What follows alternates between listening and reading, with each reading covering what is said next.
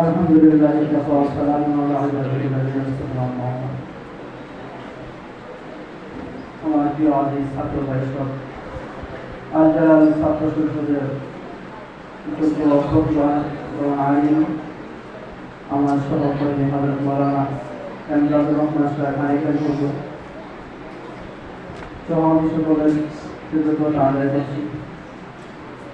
বিশেষ করে আপনারা যে এই বছর আপনারা অনেকদিন থেকে আল জালাল ছাত্র সংসদের অধীনে আপনারা সভা করে আসছেন। তো আমি এখানে আমার 3 বছর চলমান, তো বিগত 2 বছর দেখেছি আপনারা যে সভাপতি সাহেব আলহামদুলিল্লাহ উনি অনেক যোগ্য, আপনাদের পিছনে অনেক শ্রম দিয়েছেন, যার কারণে যদি ওনার অবহেলা থাকতো তাহলে আজকে আপনারা এই মঞ্চে দাঁড়িয়ে কথা বলার সাহস পেতেন না।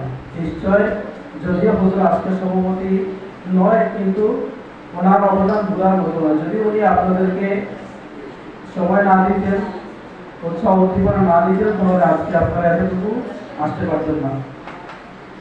এবং এবছর আপনারা যে সভাপতি সাহেব পেয়েছেন আলহামদুলিল্লাহ, আপনাদের আল্লাহর পক্ষ থেকে আমি মনে করি একটি আমল আপনারা পেয়েছেন। যদি আপনারা হুজুরের সব কথা মেনে চলেন তাহলে ইনশাআল্লাহ আপনারা অনেক লাভবান হবেন। আমি আপনাদের আজকের এই যে সামান্য সময় ছিলাম, আমি দেখেছি একজন বক্তার জন্য এই মঞ্চে দাঁড়িয়ে যদি শরীরে কাপুনি ঝাঁকুনি এগুলো না আসে, স্বাভাবিক যদি শ্রোতার সঙ্গে দাঁড়িয়ে 2-4টি কথা বলতে পারে, তাহলে তাকে যে কোনো মাঠে দিলেই কথা বলতে পারবে, কোনো অসুবিধা না।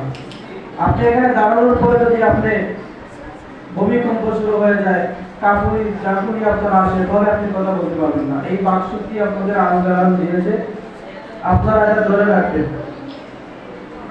এরপর থেকে আপনারা সামনের যে সভাগুলো করবেন, আমরা প্রত্যেকেই যারা এখানে দান সক্ষম হয়েছে, রব্বুল আলামিন আমাদেরকে দান করেছে, আমরা প্রত্যেকেই একটা জিনিস, একটা বিষয়ের প্রতি লক্ষ্য রাখবো।